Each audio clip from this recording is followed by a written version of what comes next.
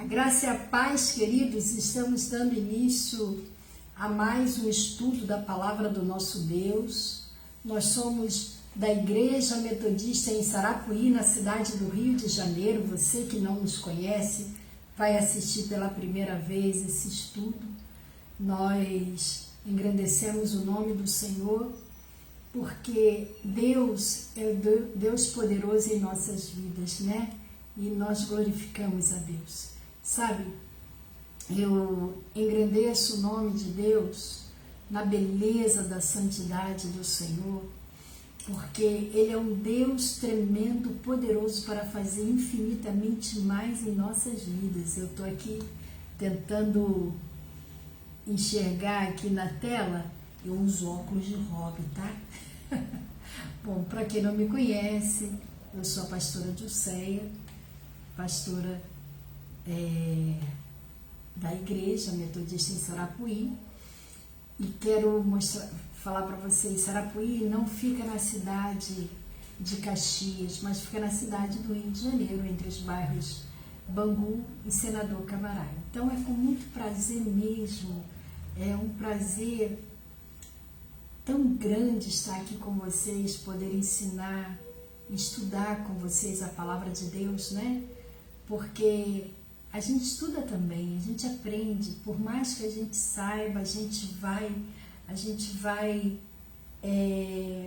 mergulhando cada vez mais no ensinamento da palavra de Deus, e as coisas vão clareando na nossa mente, a gente vai aprendendo. Então é com muito, mas muito, muito prazer mesmo que nós estamos aqui. E você que, de repente, é a primeira vez que vai estar conosco nessa live, compartilhe com seus amigos. E se você quiser, você pode, mais tarde ou amanhã, no Face da nossa igreja, procurar todos os estudos, né? Eu estava conversando com uma pessoa essa semana, ela falou, pastora, eu fui no Face da igreja e lá eu peguei todos os estudos que a senhora tem feito sobre Apocalipse, eu já passei para minha cunhada e a gente está vendo aí, é assim que tem que ser. Conhecereis a verdade vos libertará. Então nós glorificamos o nome do Senhor por isso. E nós não vamos tomar muito tempo, né, nessa abertura, porque eu quero esmiuçar um pouquinho com vocês esse capítulo, tá bom?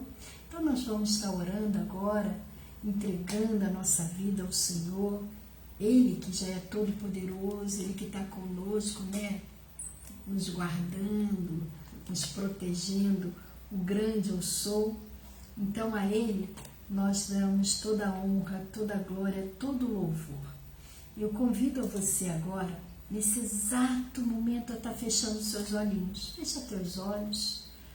Nós vamos estar conversando com o nosso grande papai, tá bom? Em nome de Jesus. Vamos falar com Ele agora. Senhor, Tu és poderoso, Tu és tremendo, Tu és maravilhoso. Nesta noite nós nos colocamos na Tua presença e pedimos a ação do Teu Espírito sobre as nossas vidas, que essa ação, Senhor, mova a nossa alma. Meu Deus, se porventura alguém que está nessa live está com amargura da alma, Senhor, eu suplico a Ti que Teu Espírito Santo possa abraçar agora e tirar toda angústia, tirar, meu Deus, toda dor que se encontra. Em nome de Cristo Jesus, o sopro do Teu Espírito venha trazer a paz a todos nós, em nome de Jesus. Amém? Amém? Glória a Deus, louvado seja o nome do Senhor. Interessante que a palavra do nosso Deus vai nos falar de uma forma assim, tão linda e tão poderosa, vai nos ensinar a nós louvarmos a Deus em todos os momentos que nós passarmos. Engrandecer o nome do Senhor, a palavra de Deus ela é muito clara, ela fala, né, em tudo dai graças. E nesse momento de em tudo dai graças, o salmista ele vai falar assim: todo ser que respira, louve ao Senhor. Louve ao Senhor. Por que nós temos que louvar a Deus? Porque Ele que dá força para a gente. Ainda que a gente venha estar passando por um processo de enfermidade, Deus vai lá e nos sustenta. Deus nos coloca assim uma força dentro de nós naquele momento mais difícil. Hoje eu fui visitar a irmã Mara e ela, pastora, eu estou entendendo. Ainda não estou entendendo muito bem o que Deus quer me falar, mas eu estou entendendo, eu sei que algo Deus, Ele quer fazer comigo aqui nesse hospital. Sabe por quê? Porque ela estava ligada nele. Né? Então, naquele momento ali, nós oramos por aqueles pacientes que estavam naquela enfermaria, uma vida aceitou Jesus, ela, agora estou entendendo, pastora, agora estou entendendo. Às vezes a gente não entende as coisas que acontecem conosco naquele momento, mas Deus tem um propósito. E nunca o propósito de Deus é para nos destruir, sempre o propósito de Deus na nossa vida vai ser para nos fortalecer. Então, a honra, a glória é dele, não é nossa, né? Então, convido você mesmo a, junto comigo, estar louvando a Deus, engrandecendo o nome do Senhor. Estou tentando colocar o louvor aqui, né? Aquele cântico que eu sou apaixonada. Eu sou apaixonada por ele. Não há Deus maior, não há Deus melhor, né? Então, só o nosso Deus, Ele é poderoso para fazer infinitamente mais, sabe? Então, eu glorifico nele, né? O nome do nosso Deus. Deixa eu escrever aqui, gente.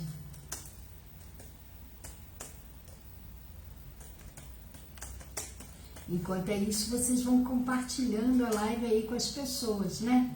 Com seus amigos, com os parentes, com todo mundo que você puder estar compartilhando essa live. Vamos estar compartilhando aí, amém? Vamos estar louvando o nosso Deus, para a glória dele, não para a minha, para a honra dele, em todo tempo, louvando ao nosso Deus, né? Ele que é digno de glórias e de louvores. Vamos lá?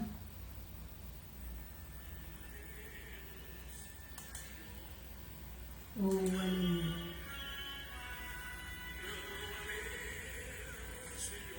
Não há Deus mesmo, Senhor. Deus tão grande, o nosso Deus. Não há Deus maior,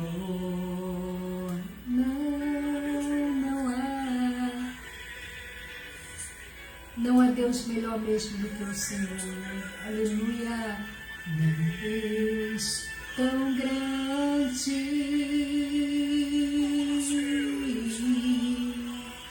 oh, aleluia, santo,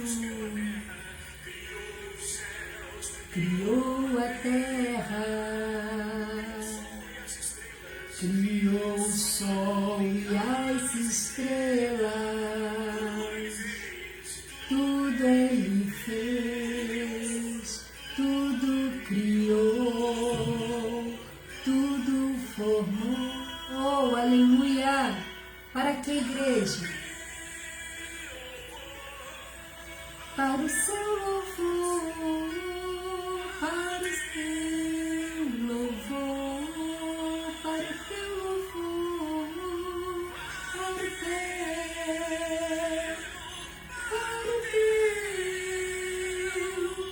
para o teu louvor. Você nasceu para o louvor de Deus.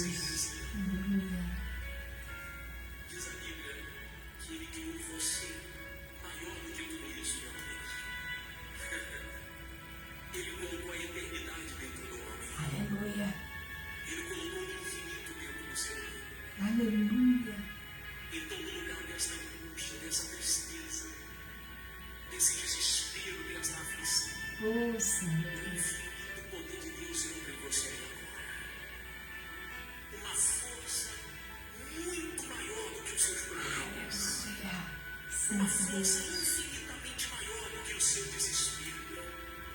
A força que move o universo, ela vai mover a sua vida.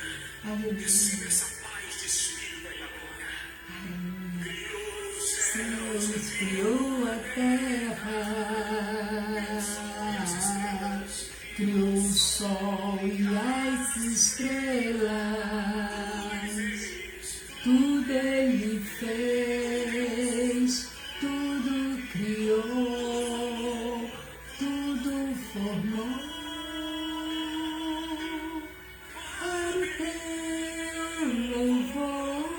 para o teu louvor, Senhor. Aleluia, o teu louvor, para o teu louvor, para o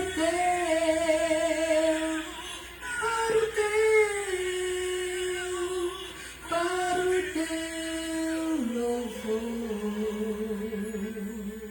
Aleluia.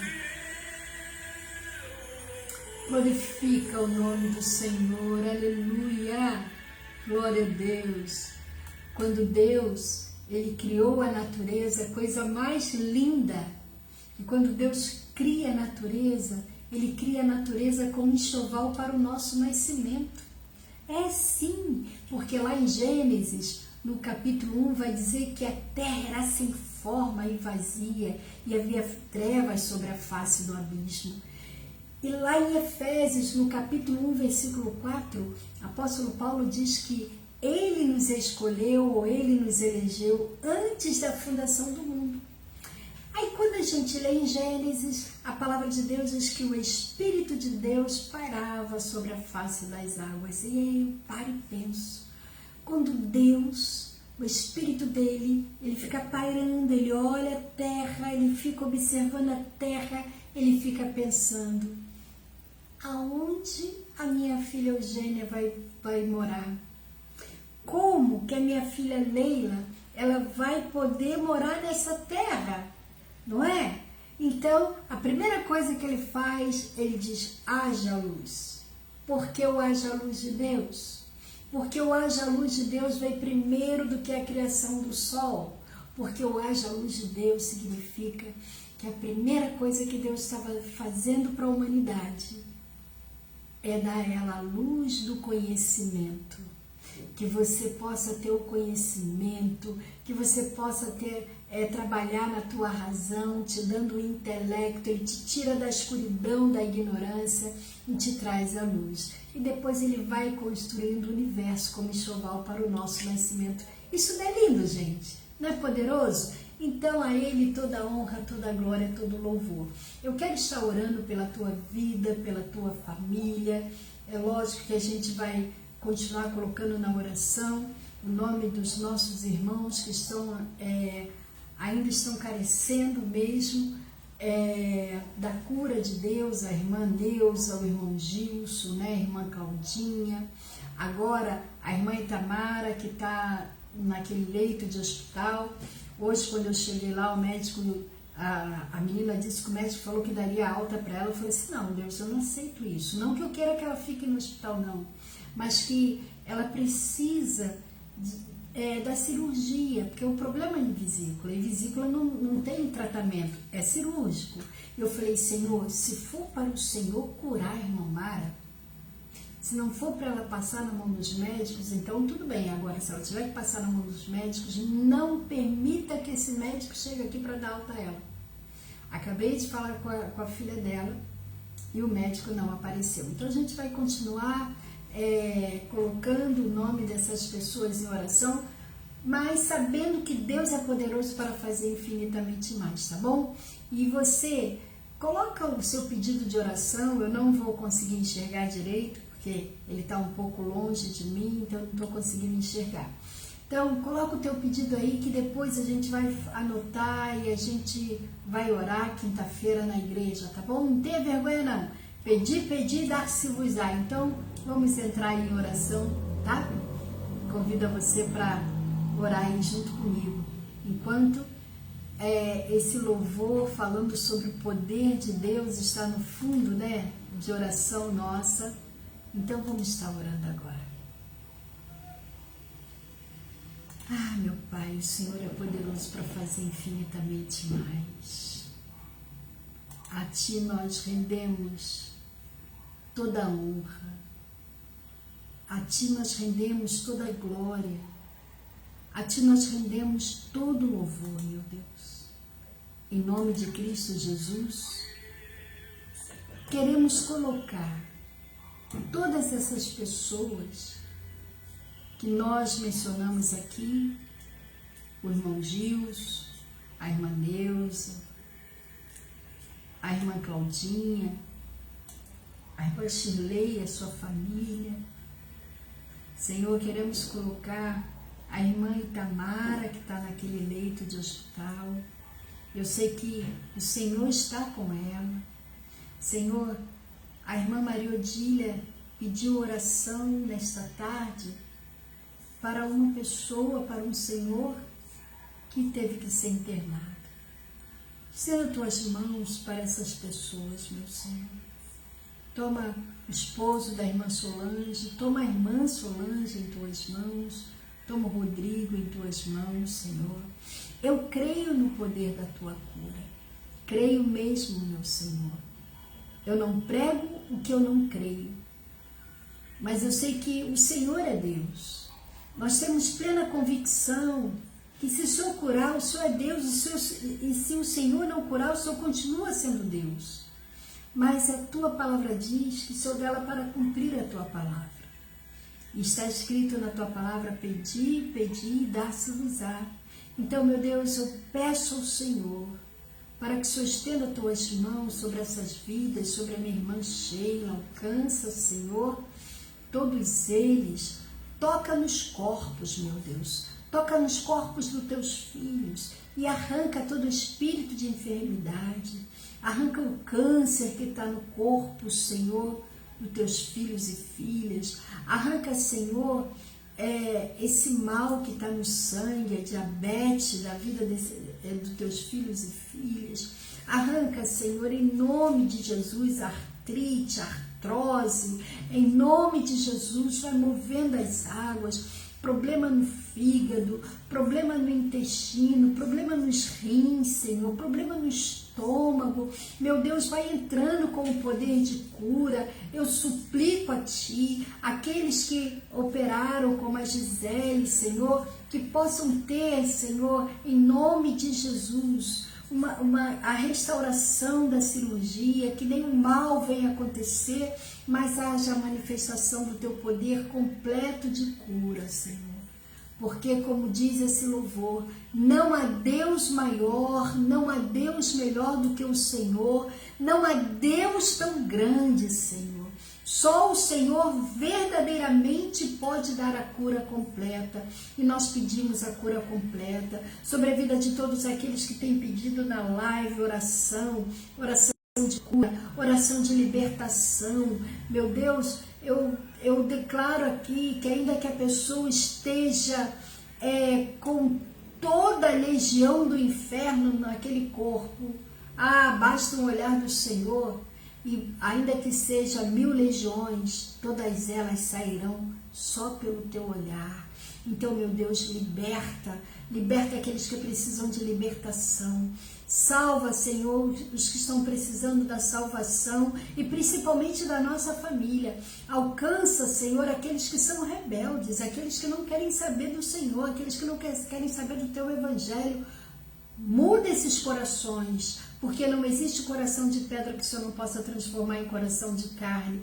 Por isso eu peço a libertação da nossa família, a salvação da nossa família. Eu peço também, Senhor, o milagre da restauração, Senhor, das emoções familiares. Senhor, restaura o amor do esposo pela esposa, o amor da esposa pelo esposo. Restaura, Senhor, o respeito que já acabou, restaura o respeito, restaura a comunhão, a cumplicidade entre o casal, restaura a comunhão de pais e filhos, meu Deus, em nome de Jesus. Eu suplico também para a glória do teu nome, restaure a vida financeira do teu povo. Senhor, aqueles que estão com dívida, ajuda-os, Senhor, a estar liquidando as dívidas, em nome de Jesus, dê a direção para cada um. Eu suplico ao Senhor, em nome de Jesus, o milagre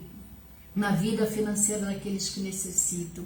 Em nome de Jesus, os que estão com problema na justiça, tu és o juiz dos juízes. Jesus, tu és o advogado dos advogados. Advoga essa causa, Senhor Deus, em nome de Jesus. Eu suplico, pega esse processo, carimba, assina e dê a vitória do teu povo.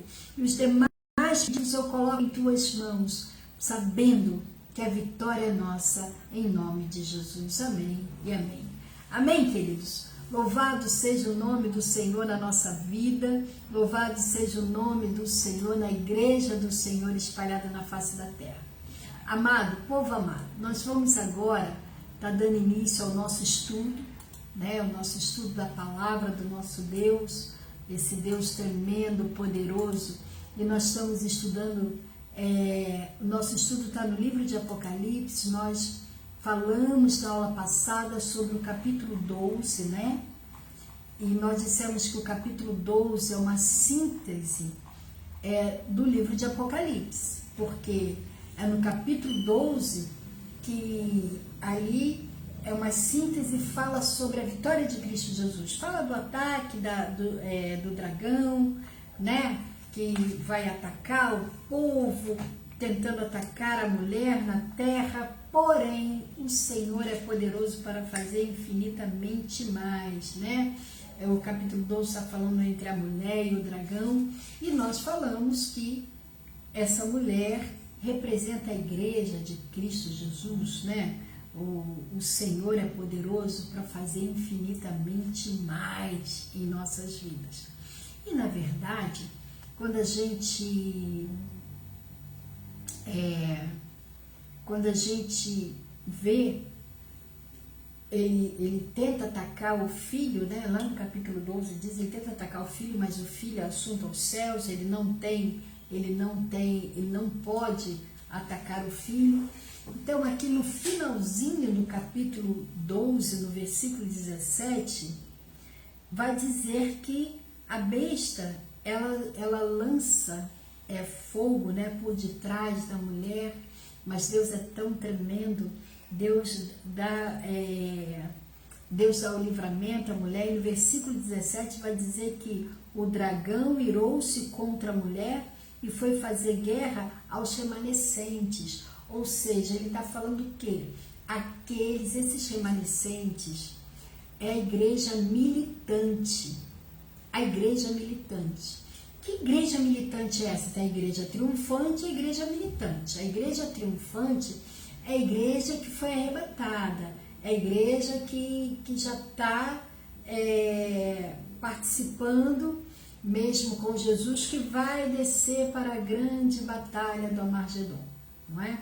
Então ele vem contra ali a igreja militante, que está militando, que está guerreando para não perder a salvação que ficou aqui, mas a palavra de Deus nos mostra que até a igreja militante ela vai vencer, porém vai passar as suas lutas, vai passar as suas guerras, tá bom? E aqui o versículo capítulo 13, ele vai falar sobre duas bestas, a besta que ela emergiu do mar e a besta que emergiu da terra. Quando a gente começa a estudar o capítulo 13, né, de Apocalipse, ele vai mostrar o seguinte, que ele faz referência ao capítulo 12, e o capítulo 12, ele vai falar sobre o dragão, e o dragão, ele representa Satanás. Lembra que eu falei para vocês? Dragão, os nomes que dão ao dragão, Satanás, diabo, não é? A serpente, Então, o dragão representa Satanás. E essas bestas, essas duas bestas? Na verdade, quando a gente olha, a gente vê que essas duas bestas representam o ser humano. E representam o poder político, o poder religioso, é algo assim que a gente vai esmiuçar um pouquinho, tá? A gente vai ler aqui para poder entender essa questão aqui, tá bom? Vamos ler lá Apocalipse capítulo 13. Convido você a pegar a sua Bíblia, aquilo que você puder anotar, você anota. Conhecereis a verdade vos libertará. E lembra, se é a primeira vez que você está assistindo esse estudo, Apocalipse não é um livro para colocar medo em você. Apocalipse não é um livro de tortura espiritual. Não é. Apocalipse é uma carta que Deus escreve à sua igreja, é uma carta de amor para falar para a igreja. Igreja, acorda. Acorda, porque a luta é grande, mas eu sou contigo.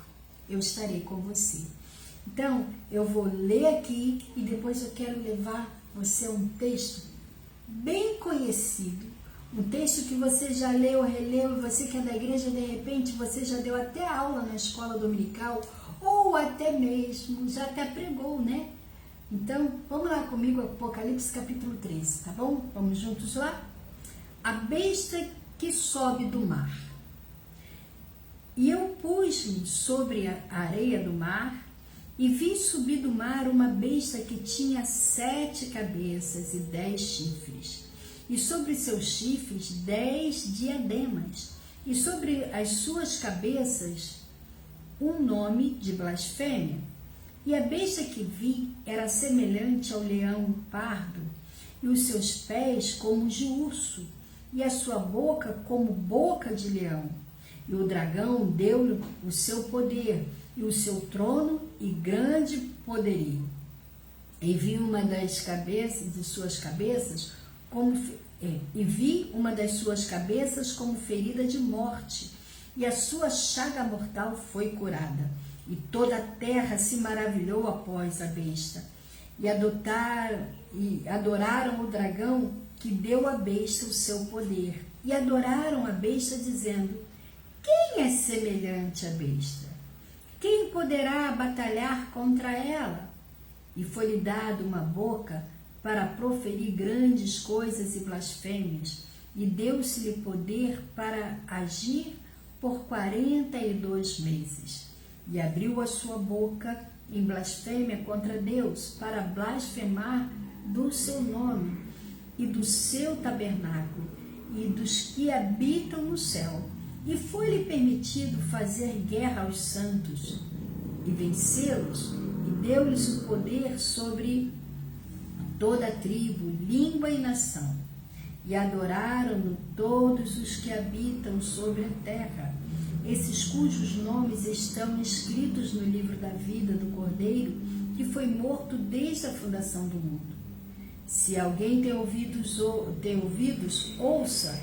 Se alguém leva em cativeiro irá.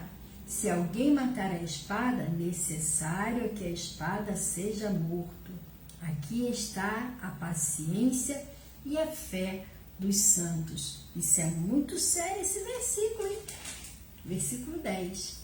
O versículo 11 fala sobre, a partir do versículo 11, fala sobre a besta que sobe da terra.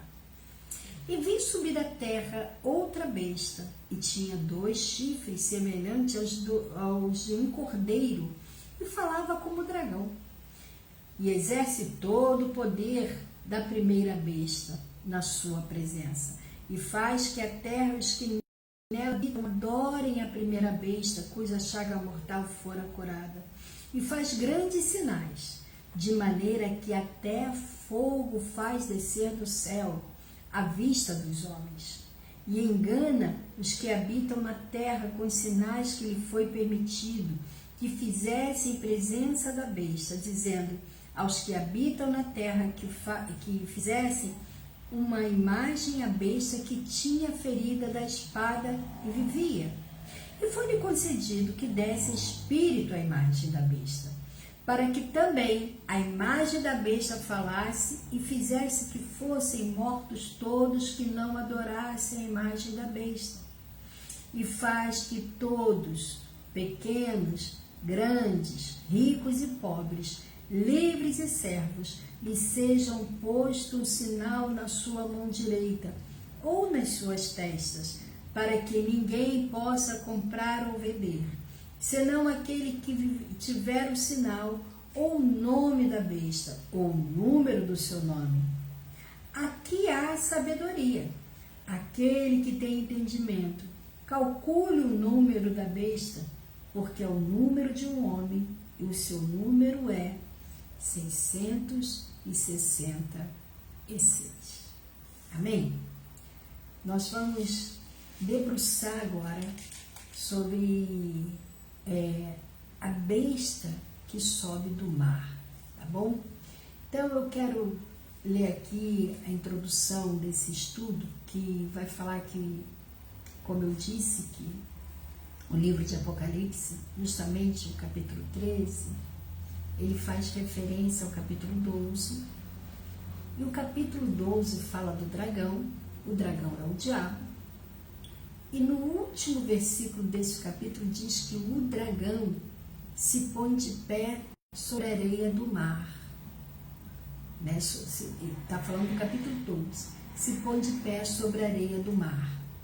A areia do mar, neste caso, a praia, é uma estreita faixa compreendida entre o mar e a terra. E é precisamente do mar e da terra, entre as duas, olha, os quais está o dragão, entre o mar e entre a terra. Aí está o dragão, que surge as duas bestas. Olha só, o dragão está ali, entre um pé no mar, um pé na terra, lembra? Um pé no mar, um pé na terra. Aí sai do mar uma besta e sai da terra outra besta. Por conseguinte, é preciso termos em mente que o Apocalipse, o dragão sempre é o diabo, e as bestas são sempre outros poderes dos quais o dragão se serve, ou através das quais o dragão age, tá? Ou seja, poderes, pessoas que detêm o poder. Falando sobre a besta do mar, do versículo 1 ao versículo 10 vai falar sobre isso. Essa besta, ela faz uma, como é que eu posso falar? Ela está ligada lá em Daniel, no capítulo 7. Daniel, ele vai ter uma visão no capítulo 7, e nessa visão, Daniel, ele tem a visão de 4 animais.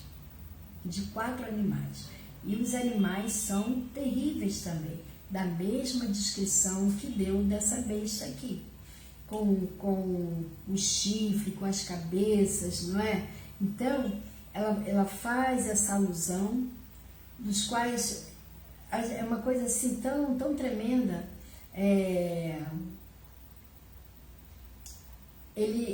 Quando Daniel ele vê os quatro animais, 3 eles são descartados, mas o 4º animal ele fica até o final, tá? Essas 4 bestas do capítulo 7 seriam os seguintes poderes, do capítulo 7 de Daniel. Vamos ler lá o capítulo 7 de Daniel? Isso é estudo, gente. Se é estudo, a gente tem que ler a Bíblia, tá? Aí a gente não pode perder, né? A gente tem que ler. Daniel fica lá no Antigo Testamento. Se você... Capítulo 7, deixa eu colocar aqui. Na sua Bíblia, se você não tem prática de ler a Bíblia, você vai lá nas primeiras páginas que vai estar assim, índice. Aí vai estar Antigo Testamento e Novo Testamento. Daniel está no Antigo Testamento. Aí você vai lá, Daniel, e do seu ladinho vai estar escrito um número. E esse número é o número da página onde está o livro de Daniel. E é o capítulo 7, são os números grandes, geralmente eles estão escritos em negrito, tá? Número grande. Vamos ler aí, capítulo 7 de Daniel. A visão dos 4 animais. No primeiro ano de Belsazar, rei da Babilônia, teve Daniel um sonho e visões da sua cabeça quando estava na sua cama. Escreveu logo o sonho e relatou a suma das coisas. Falou Daniel e disse: eu estava olhando na minha visão da noite, e eis que 4 ventos do céu agitavam o mar grande, e 4 animais grandes, diferentes um dos outros, subiam do mar. O primeiro era como um leão, tinha as asas de águia. Enquanto eu olhava, foram-lhe arrancadas asas e foi lançado na terra. E pôs-se em pé como um homem e foi-lhe dado um coração de homem. Continuei olhando e eis aqui o segundo animal, semelhante a um urso, o qual se levantou de um lado, tendo da boca 3 costelas entre os seus dentes, e foi-lhe dito assim: levanta-te, devora muita carne. Depois disto, eu continuei olhando, e eis aqui outro semelhante a um leopardo, e tinha 4 asas de ave nas suas costelas. Tinha também estes animais 4 cabeças, e foi-lhes dado domínio. Depois disto, eu continuei olhando nas visões da noite, e eis que o 4º animal, terrível e espantoso, e muito forte, o qual tinha dentes grandes de ferro, ele devorava e fazia em pedaços e pisava aos pés o que sobejava. Era diferente de todos os animais que apareceram antes dele e tinha 10 chifres. Estando eu a considerar os chifres, eis que dentre eles subiu outro chifre pequeno, diante do qual 3 dos primeiros chifres foram arrancados, e eis que neste chifre havia olhos como os que de homem, e uma boca que havia grandes coisas, que falava grandes coisas. Eu continuei olhando até que foram postos uns tronos, e um ancião de dias se assentou. A sua veste era branca como a neve, e o cabelo da sua cabeça como a pura lã.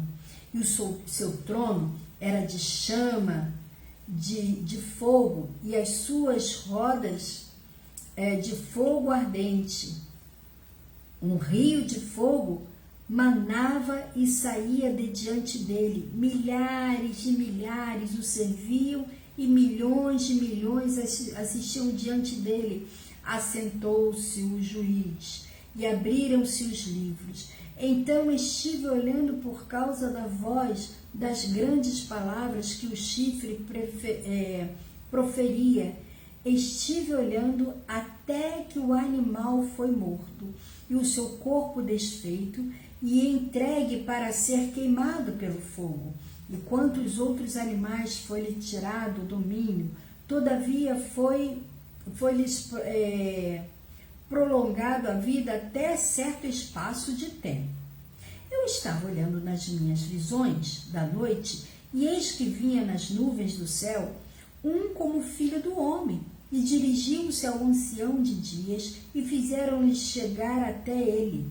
E foi-lhe dado domínio e a honra, o reino, para todos os povos, nações e línguas o servissem.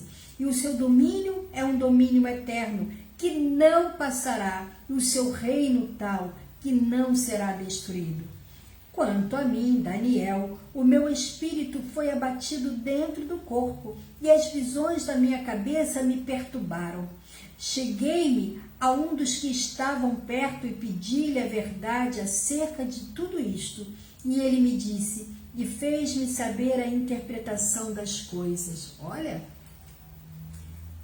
estes grandes animais que são quatro reis, que se levantarão da terra, mas os santos do Altíssimo receberão o reino e possuirão para todo sempre e de eternidade em eternidade. Então tive desejo de conhecer a verdade a respeito do quarto animal, que era diferente de todos os outros, muito terrível, cujos dentes eram de ferro e suas unhas de bronze, que devoravam, faziam em pedaços e pisava aos pés o que sobrava. E também a respeito dos 10 chifres que tinha na cabeça, e do outro que subiu, e diante do qual caíram 3, isto é, daqueles chifres que tinham olhos e uma boca que falava grandes coisas, e cujo parecer era mais robusto do que todos os seus companheiros. Eu olhava, e eis que este chifre fazia guerra contra os santos, prevaleceu contra eles, até que veio o ancião de dias, e fez justiça aos santos do Altíssimo, e chegou o tempo em que os santos possuíram o reino.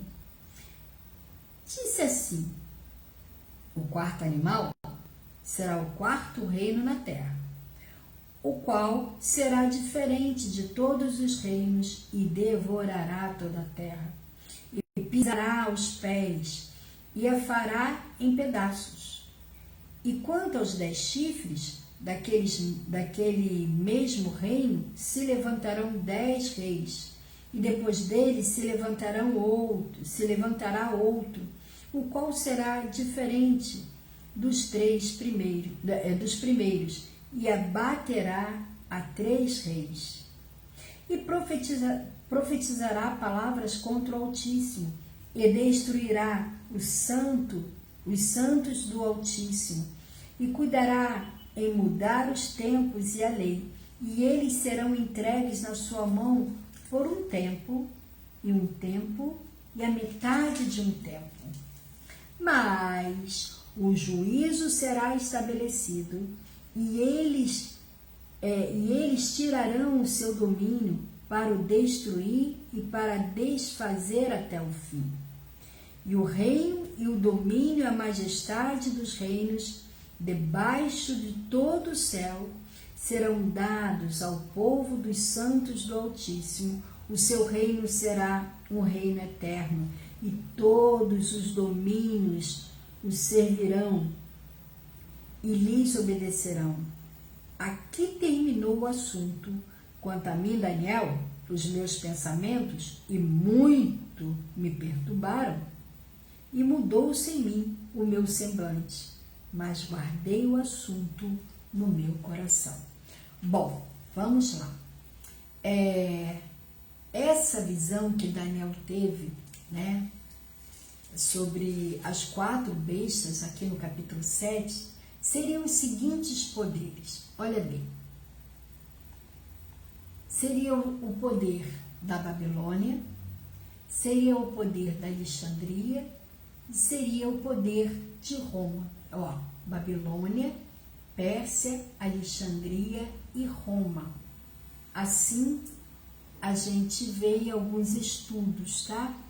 A besta do Apocalipse, ela se reúne as aparências das quatro bestas que proferiu Daniel.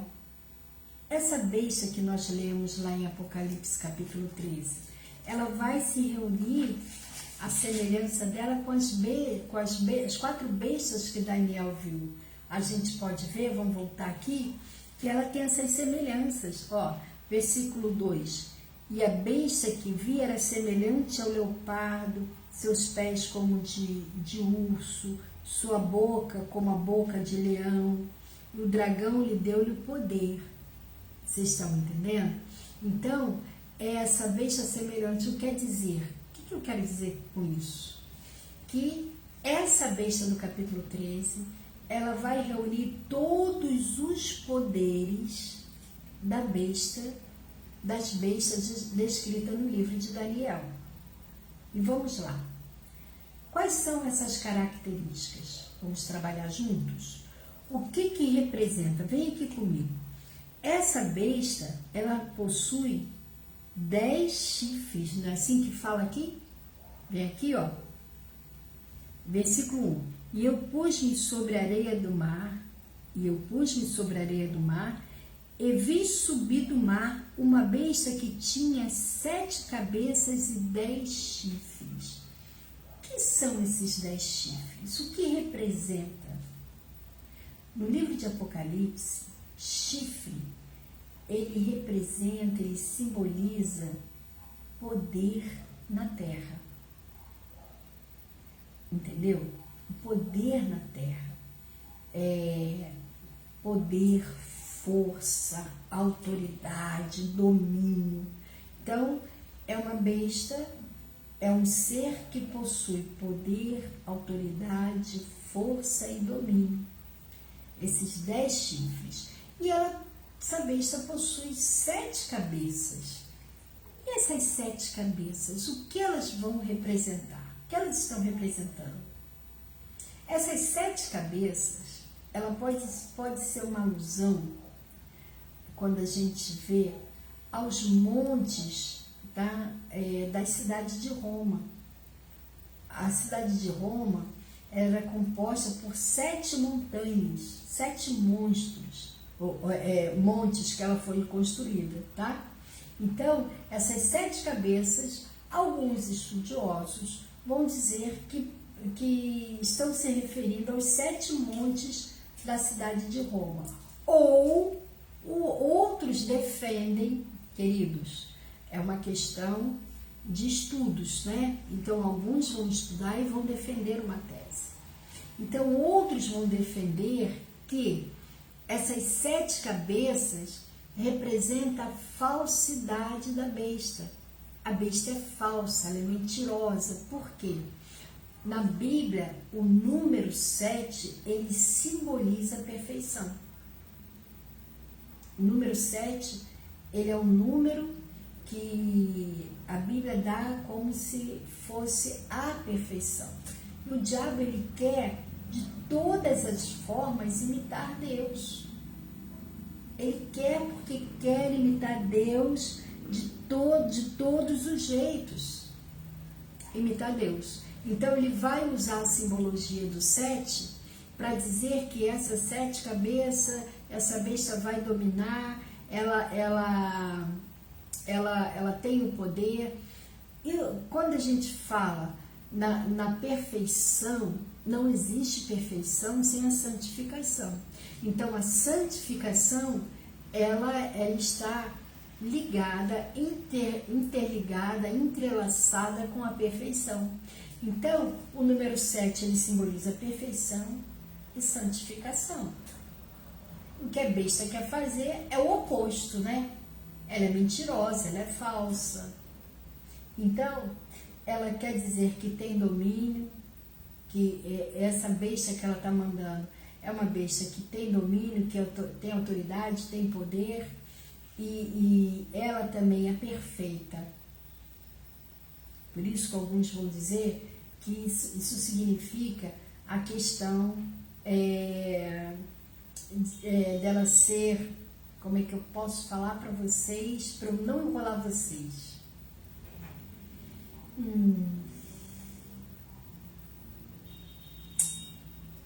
Tá bom, vamos lá. Que essas 7 cabeças, elas fazem uma alusão à falsidade de Satanás. Satanás não é Deus. Satanás não é santo. Satanás não é perfeito. Satanás não tem poder absoluto. Poder absoluto é de Deus.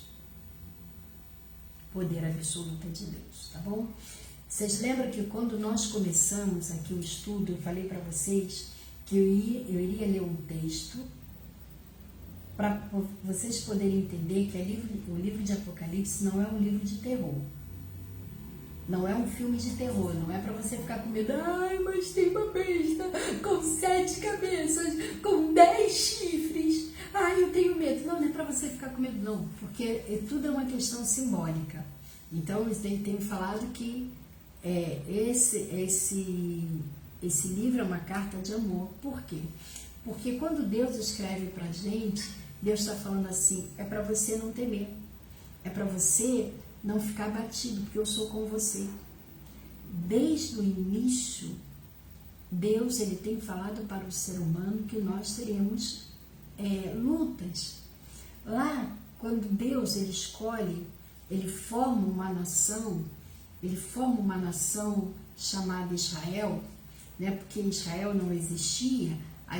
Israel ele começa a nascer na descendência de Abrão, né? Quando Deus chama Abrão, manda Abrão sair da sua terra, do meio da sua parentela, e fala para Abrão, olha Abrão, você vai andar numa terra, e essa terra você não vai possuí-la. Quem vai possuir essa terra será a tua descendência. E o nome Abrão significa pai de um povo, pai de uma nação. Aí quando a gente começa a ler a Bíblia, lá em Gênesis, no capítulo 17, Deus faz uma aliança com Abrão, e essa aliança que ele faz com Abrão é a aliança da circuncisão. Quando ele faz essa aliança, antes dele fazer a aliança com Abrão, ele fala para Abrão, olha Abrão, a partir de hoje eu vou mudar o seu nome. Isso, Abrão estava com 99 anos. Eu vou mudar o seu nome. Você não se chamará mais Abrão, você vai se chamar Abraão. Por quê? Abraão significa pai de nações. Olha que delícia, pai de nações. Mas Deus já estava mostrando para Abraão isso desde lá do capítulo 12, quando ele chama Abrão. Quando ele fala para Abrão sair da terra dele, ele fala assim, olha, em ti, através da tua vida, através de você, todas as famílias da terra serão benditas. Ou seja, todas as nações serão benditas. Então lá no capítulo 17, Deus muda o nome de Abrão para Abraão. E ali, um ano depois, Abraão tem o filho da promessa, que é Isaque, não é? Então, através da descendência de Isaque, começa ali toda a questão do povo de Israel. Por quê? Porque Isaque tem seus filhos, tem Jacó tem seus filhos, né? E dos seus filhos vem José. José, ele é vendido pelos seus irmãos, e José vai parar numa terra chamada Egito, e nessa terra, José ali, ele vai preso, mas o governador, o faraó, ele tem um sonho que ninguém consegue discernir o sonho dele. José vai lá e consegue discernir o sonho de faraó, né? Aquelas 7 vacas magras, 7 vacas gordas, vem 7 vacas magras, come as vacas gordas e continuam magras. Então ele tem o discernimento, Deus dá o discernimento daquele sonho. Ele fala assim, ó, o senhor vai ter que arrumar um homem para governar a terra, para poder lidar com esse período de 7 anos de fartura, porque virão 7 anos de fome. Então o senhor vai ter que arrumar um governador para fazer todo esse trabalho administrativo, que não sei o que. O governador falou assim, o faraó falou assim, vai ser você, não tem outro, você será o governador. Então, através de José, né, acontece mesmo 7 anos de fartura, depois vem o período da fome, vem a sua família, entra no Egito, porque para poder comprar cereais, porque eles estavam com fome. José, a gente sabe da história, José se apresenta como José, a sua família vai para ali, e ali começa a crescer, seus irmãos se casam, alguns já estão casados, e começam a ter filhos, os filhos dos irmãos começam a ter filhos ali, e vai se formando a família de José, ele vai crescendo, José morre, todos os seus irmãos morrem, seus sobrinhos, seus filhos, eles começam a ter filhos, e vai crescendo, até que se forma uma nação, ali dentro do Egito. Então, Faraó, já um outro faraó, não aquele da época de José, que não conhecia mais a história de José, não sabia mais quem era, não tinha mais nada que trouxesse à memória aquele povo, até que era da descendência de José, já não sabia que era mais José. Então o que ele faz? Ele coloca aquele povo na escravidão, coisa linda, assim, não a escravidão, mas coisa linda que Deus fez.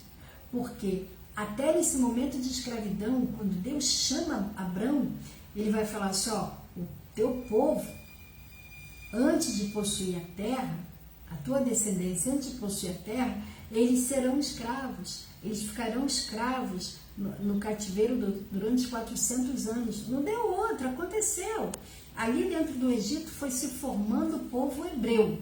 Não, eles não eram egípcios, eles eram da descendência de Abraão, então se forma ali o povo hebreu. Até que Deus manda Moisés para poder libertar o povo, né? E Moisés tira o povo do Egito, leva o povo para o deserto. E no final de tudo, quando Moisés morre, aquele rapaz que saiu do Egito, que foi para o deserto, Deus chama ele para ficar no lugar de Moisés. Mas esse rapaz não era nada mais, nada menos que um discípulo de Moisés. Ele estava coladinho com Moisés. Aquele cara queria saber de Deus. Deus sabia que ele tinha condições de fazer o povo herdar a terra prometida. Quando Moisés morre e Deus dá ordem para ele herdar a terra prometida, aqui que eu quero ler isso com você, para você poder entender, tá bom? Lá no livro de Josué, quando você pega a Bíblia, já está começando, abra sua Bíblia, os 5 primeiros livros chamam-se Pentateuco. Então vem, ó, Gênesis, Êxodo, Levítico, Número, Deuteronômio. Depois de Deuteronômio, olha só, aí vem, você vai lá rapidinho, e você vai abrir aonde eu quero que você abra, que é o livro de Josué, no capítulo 1. Logo depois de Deuteronômio, vem o livro de Josué, no capítulo 1. E interessante que Deus, ele fala para Josué, eu vou fazer você herdar a terra. Você vai herdar a terra que eu prometi aos seus pais. Mas para que você que você venha herdar a terra, é necessário você fazer uma coisa. Vem aqui comigo. Olha só. No versículo 1 vai falar: E sucedeu depois da morte de Moisés, servo do Senhor, que o Senhor falou a Josué, filho de Nun, servo de Moisés, dizendo: Moisés, meu servo, é morto, levanta-te, pois agora passe a este Jordão, tu e todo este povo, a terra que eu dou aos filhos de Israel. Todo lugar que pisar a planta do vosso pé vou-lo tenho dado, como eu disse a Moisés. Desde o deserto do Líbano até o grande rio, o rio Eufrate, toda a terra dos heteus e todo o grande mar para o poente do sol será o vosso termo. Ninguém te poderá resistir, que coisa linda! Ninguém te poderá resistir todos os dias da tua vida. Como fui com Moisés, assim serei contigo. Não te deixarei, nem te desampararei. Esforça-te e tem de bom ânimo. Interessante que Deus está sempre mandando a gente se esforçar, está mandando a gente ter bom ânimo. Ah, mas isso aí foi falado para Josué, mas todo o livro da Bíblia Deus está falando que Ele é conosco. Mas eu quero te dizer o que Deus ele vai mostrar para Josué daqui a pouco. Vem que esforça-te e tem de bom ânimo, porque tu farás esse povo herdar a terra que te jurei aos seus pais que lhes daria. Olha o versículo 7. Tão somente esforça-te e tem de bom ânimo. De novo. O que Deus está falando para mim e para você nessa noite? Olha, terão lutas sim, lutas que de repente você vai se sentir desanimada, você vai se sentir desanimado, você vai querer parar. Ah, pastora, mas eu estou há tantos anos aí trabalhando nessa obra, e eu só levo pancada na cabeça, as pessoas só vêm falar mal de mim, as pessoas só vêm reclamar. Ei, presta atenção aqui. O teu trabalho é com Deus. Você tem que agradar a Deus. Jesus não agradou a todos. Moisés, que foi usado por Deus para tirar o povo do cativeiro, aquele povo rebelde estava sempre reclamando de Moisés. Ó, você está entendendo? O povo estava sempre reclamando de Moisés. O próprio Josué. Também o povo reclama de Josué. Aí eu vou mais para frente. O nosso mestre, o nosso Messias, o nosso Yeshua, a Machia, ele, as pessoas o crucificaram. Eu não posso ser melhor do que ele. Você não pode ser melhor do que ele. Por isso que Deus fala para mim e para você: não desanime, tem de bom ânimo. Delícia isso, não é? Que coisa tremenda. Aí a gente vem aqui e ele vai falar ainda aqui no capítulo 7, ele vai falar: tem de bom ânimo para teres o cuidado de fazer conforme a toda a lei que meu servo Moisés te ordenou. Dela não te desvie nem para a direita e nem para a esquerda. Olha, que isso? Para que prudentemente te conduza por onde quer que andares. Ou seja, queridos, o livro da lei, ó, a palavra de Deus. O salmista, ele vai falar lá no Salmo seguinte: lâmpada para os meus pés é a tua palavra e luz para os meus caminhos. Você está entendendo? Então, se eu me desvio desse livro, se eu me desvio dessa lei, vou ter problema, não vou não? Com certeza. E ele vai falar de novo: se te apartares, versículo 8, se te apartares da tua boca o livro desta lei, antes medita nele dia e noite, para que tenhas cuidado de fazer conforme tudo quanto nele está escrito. Porquanto, então, farás prosperar o teu caminho e serás bem-sucedido. Aqui ele está falando até a prosperidade financeira, gente. Prosperar o teu caminho, serás bem-sucedido. Ele está falando bênçãos terrenas. Deus está falando de bênçãos terrenas aqui. Só que o livro da lei todo, ele me dá bênçãos terrenas e ele me dá bênçãos celestiais, eternas. Vocês estão entendendo? Então, aí olha só, vamos aqui comigo no versículo 9. Não te mandei eu? Esforça-te e tende bom ânimo. Não temas, nem se espante, porque o Senhor teu Deus é o quê? Contigo por onde quer que andares. Então, quando você está lendo o livro de Apocalipse, você está lendo essas bestas com chifre, uma coisa horrorosa, não temas, porque o Senhor é contigo. Continua lendo a Bíblia, continua meditando na palavra de Deus, que você vai ver a glória do Senhor. E interessante que a gente vai ver mais aqui, ó. As 7 cabeças podem ser uma alusão, né, que a gente viu as montanhas, ou alusão também à falsidade. E o diadema? Olha o que ele está falando aqui, no versículo 1. Sobre seus chifres 10 diademas. O que significa o diadema? Os diademas está indicando que essa besta, ela é toda revestida de autoridade. Mas a autoridade que o dragão deu a ela. A autoridade que Satanás, o diabo, a serpente, deu a essa besta. Esses diademas significa a autoridade, tá? Dada pelo dragão. A gente vai ver aqui na frente, no versículo 4, que o dragão dá essa autoridade. Aí vai falar que essa besta blasfema, não é? Olha só. 7 diademas e sobre suas cabeças um nome de blasfêmia. O que é isso? O que é isso? Indica que este nome aqui de blasfêmia está indicando que essa besta, ela vai fazer oposição a Deus. Ela vai tentar se colocar no lugar de Deus.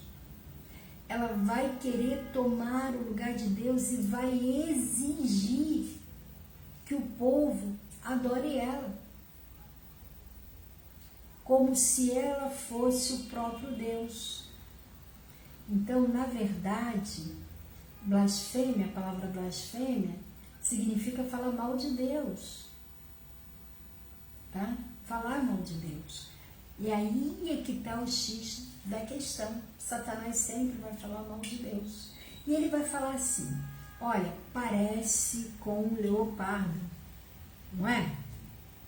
Lá no versículo 2, e a besta que vi era semelhante ao leopardo. O que significa, o que simboliza o leopardo? O leopardo, ele simboliza ali o Império Grego, queridos. Por quê? Os gregos é um povo conquistador. O povo grego é um povo que ele é incansável. É um povo que eles estão na luta, eles conquistam as suas vitórias. Um povo incansável, rápido, veloz. Eles vão conquistando aquilo que eles querem. Então, ela está representando aqui o Império Grego, tá? E aí? E os seus pés? Os pés como de urso. Os pés do urso, ele representa o Império Persa. Por quê, pastora? Porque o Império Persa, ele representa força, estabilidade, consolidação. Foi um império consolidado, um império que tinha força, um império que tinha estabilidade. Tá bom? E aí? E a sua boca como a boca de um leão. Que história é essa, boca de leão? A boca de leão, ela representa a monarquia babilônica. O império babilônico, os rugidos de blasfêmias, sabe, as ameaças, as matanças. Na Babilônia, a Babilônia representa promiscuidade, não é? Promiscuidade. E ela representa algo que é totalmente o oposto da santidade de Deus. Então, essa besta, ela tem autoridade, ela não é uma besta que resolve as coisas lentamente, ela é veloz nas suas atitudes, ela tem um equilíbrio das coisas, ela é forte, tá? Mas também ela é promíscua, ela blasfema contra Deus e ameaça matar quem adora a Deus. Aí vem, isso é tudo numa besta só, tá? Então olha que poder tá aí. Aí vem, e o dragão deu-lhe o seu poder e o seu trono um grande poderio. Aí vem, vi na sua cabeça como ferida de morte. Ou seja, essa besta recebeu um golpe. Ela foi golpeada. Mas ela é curada. Ela é curada de uma ferida mortal, que todos vão ver, olha, fez o milagre aconteceu, ela sobreviveu. Então, o que ela representa aí? Ela vai representar aqui os impérios antigos que foram sucumbidos, foram devastados, tá? Como a Babilônia, a Pérsia, o nazismo, o comunismo. E o que? Ah, pastora, mas o comunismo está entrando aí. Ele está tentando. Ele está tentando. Por quê? Porque no final dos tempos, esses impérios, eles vão se unir. E por um tempo eles vão tomar o poder. Por um tempo eles vão tomar o poder. E essa é a nossa luta hoje, né?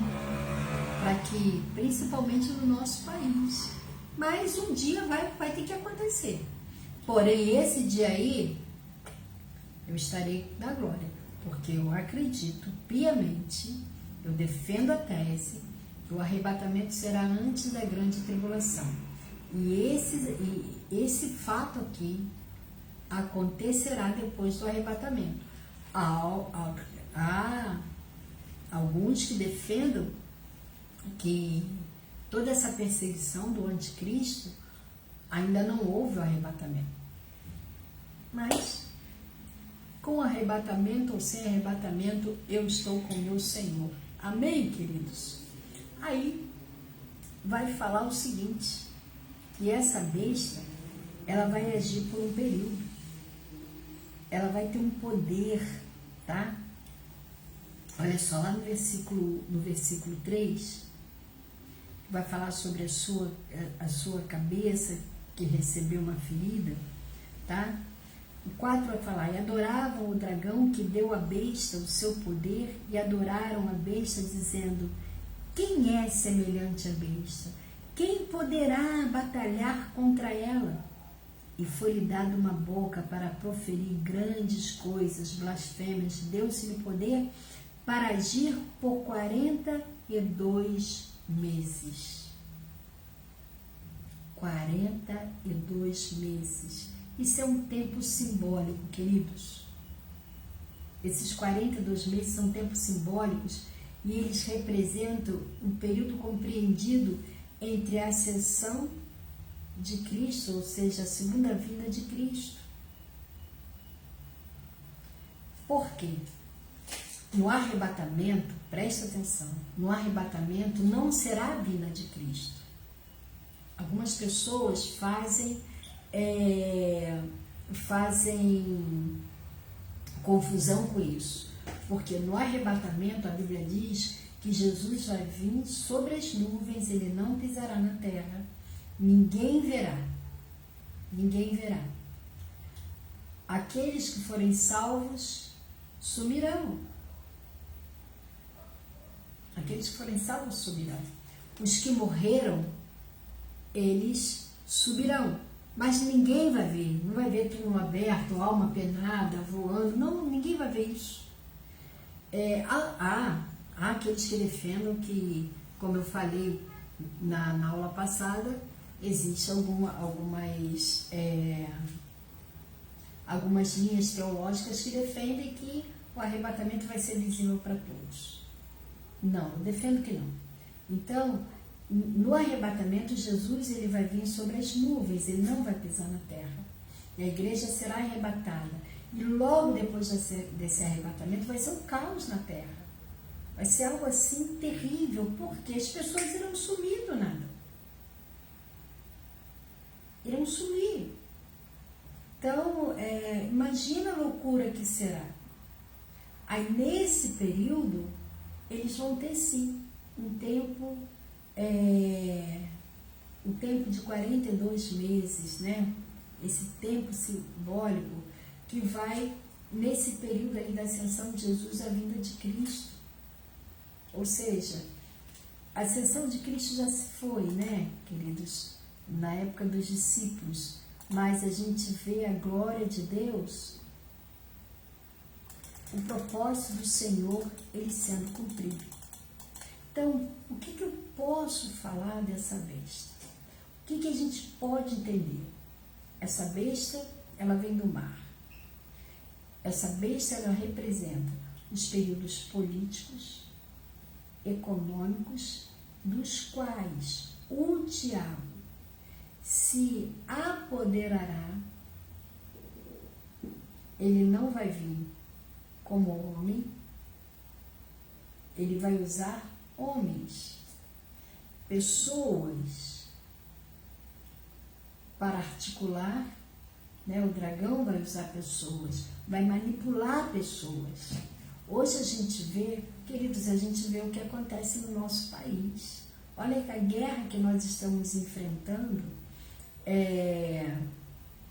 com a questão da família brasileira. Eles estão tentando passar uma lei para poder descaracterizar a família brasileira. Já existe projetos de lei tramitando para conseguir aprovação. Projeto de lei esse que dá o direito a pessoa se casar com quem ela quiser. Estou falando aqui no Brasil. Avô casar com o neto ou com neta. Avó casar com a sua neta ou com o seu neto. O pai casar com a sua filha ou com o seu filho. A mãe casar com a sua filha ou com o seu filho. E assim por diante. Está lá tramitando no Congresso para ver se essa lei passa. Isso tudo está ligado a quê? A uma armadilha satânica para destruir a imagem de Deus. Porque Deus cria o homem e a mulher para formar a família. Vocês podem pegar na internet aí, já fizeram inseminação no homem, o homem grávido. Já tem, vocês podem procurar na internet, pode caçar aí, homem grávido. Ou seja, mudando a glória de Deus. E outras leis que estão passando aí, que estão querendo implantar essas leis, tentando firmar essas leis. É uma ação diabólica. Sabe o que está acontecendo, queridos? Nesse final de período que nós temos, eu creio que a gente está no final da tribulação, estamos vivendo o período da tribulação, estamos no final da tribulação, no finalzinho dela. Ontem eu estava estudando um pouco sobre o hebraico, falando sobre justamente a vida de Cristo. E um historiador, um professor, ele é historiador, pastor também, e estavam perguntando a ele, olha, há 15 anos atrás, eu pregava dizendo que Jesus já estava em pé.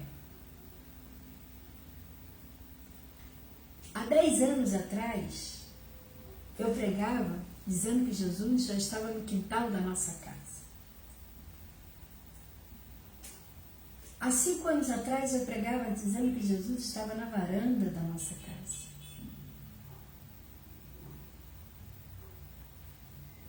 Há 1 ano atrás, eu estava pregando dizendo que Jesus estava com a mão na maçaneta.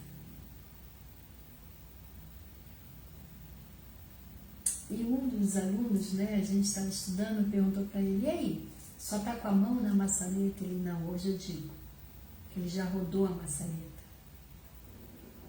Só falta entrar. A gente está no fim do fim para o arrebatamento.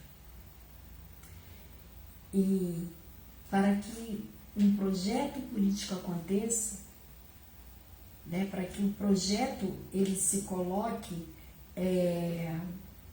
em ação, antes você tem que fazer todo o planejamento. Eu estou fazendo um planejamento para uma ação que a gente está pensando em fazer na igreja, mas eu estou fazendo o quê? Planejamento, montando o projeto para poder passar para eles. Então, só vai acontecer depois que tiver tudo planejado.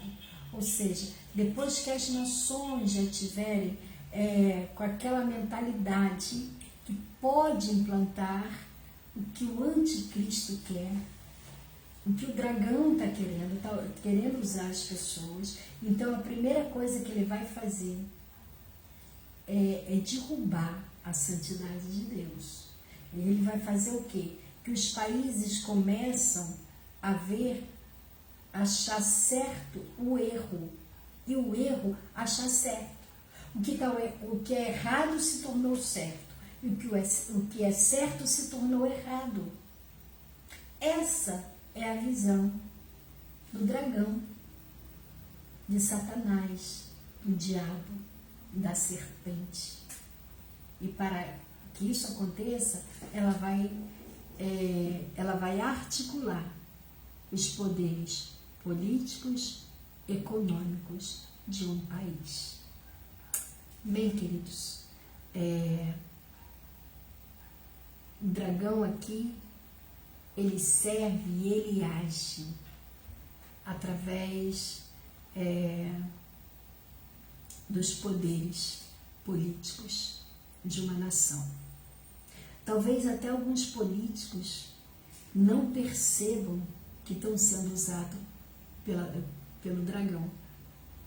Talvez alguns não percebam, mas graças a Deus, hoje a nação brasileira não entrou ainda nessa linha deles, porque existe ainda políticos que têm uma caminhada cristã que está impedindo que essas leis elas venham ser promulgadas no nosso país.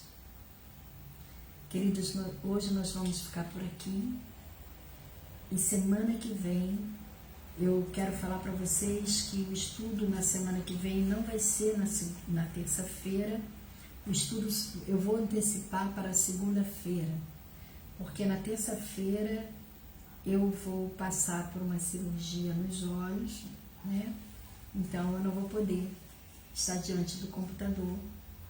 Então o estudo será na segunda-feira, a gente vai antecipar esse estudo. Eu quero falar que domingo na live, eu dei um aviso errado. Eu avisei que no dia 30 desse mês nós teríamos o culto na igreja do Rio da Prata, que seria o culto em ações de graça. Não vai ser o culto em ações de graça. Dia 30 é o culto da reforma protestante, tá bom? Então, o culto do dia 30 nesse mês, da Igreja Metodista no Rio da Prata, no Rio de Janeiro, será o culto da reforma. Então, todo o distrito de Realengo estará lá, todas as igrejas metodistas de Realengo estarão lá. E se você quiser participar, também pode ir, vai ser uma bênção. E o culto, sim, da nossa igreja, de ações de graça, vai ser no mês de novembro, e não no mês de outubro. A pastora estava um pouquinho, eu me enrolei. Toda última quinta-feira do mês de novembro, ali é dado as nações comemoram, né, o Dia de Ações de Graças. Estados Unidos tem feriado o dia todo de feriado, as famílias se confraternizando. Então, na última quinta-feira do mês de novembro, nós iremos fazer um jantar na nossa igreja, chamar a nossa família, né? Você é convidado também, e cada um vai levar um prato para a gente estar fazendo aquele jantar, e vai ser um culto só de testemunhos de ações de graças, isso no mês de novembro, tá bom? E o mês de outubro será o culto da reforma protestante. Olha, gente, que Deus abençoe vocês. Nós vamos estar orando para terminar. E semana que vem nós vamos estar falando da besta que emergiu da terra. Isso vai dar pano para manga, hein? Segura isso aí. Não falte. Lê a Bíblia, lê esse livro. Pesquise, vamos juntos trabalhar, tá bom? Se você tiver alguma dúvida, você pode colocar aí, fazer perguntas. Quinta-feira nós estaremos com o nosso culto presencial, mas nós vamos também transmitir. Se de repente você vai estar assistindo esse culto, da onde você estiver, o nosso culto na quinta-feira, aí tiver dúvida, aí lança aí na live da igreja, olha só, eu estou com dúvida do livro de Apocalipse, a dúvida é tal, que depois eu vou ver, anoto e tiro a dúvida na semana que vem, tá bom? Deus te abençoe, vamos orar para terminar? Paizinho, muito obrigada pela ministração desse estudo, que esse estudo possa, Senhor, ter aberto o entendimento dos teus filhos e filhas. Agora nos dê uma noite de paz, uma noite de descanso, Senhor, abençoada, um amanhecer restaurador. Meu Deus, que o Senhor possa estar tocando no leito dos teus filhos que estão enfermos, do irmão Gilson, da irmã Neuza, da irmã Mara, Itamara, Senhor, do irmão que a irmã Ondina pediu, que o Senhor possa estar tocando, Senhor, no leito de cada um, para que eles tenham um repouso abençoado, um amanhecer restaurador para a glória do teu nome a cada um de nós. Em nome de Jesus, amém. Coloca a tua mão na posição de receber, vamos receber do Senhor, que o amor de Deus Pai, que a graça maravilhosa de Cristo Jesus e as doces consolações do Espírito Santo de Deus seja com cada um de nós, seja com os nossos familiares, parentes, amigos e vizinhos, seja com a nossa nação brasileira, não só hoje, mas até a segunda vinda do nosso Senhor Jesus. Amém? Vamos estar repetindo comigo? O Senhor é o meu rochedo, é o meu lugar forte, é o meu libertador. A minha família é do Senhor, a minha alma é do Senhor, Sarapuí é do Senhor, o Brasil é do Senhor, o mundo é do Senhor. Olha, beijo no coração de vocês, amo vocês. Até quinta-feira, tá bom? Fiquem na paz.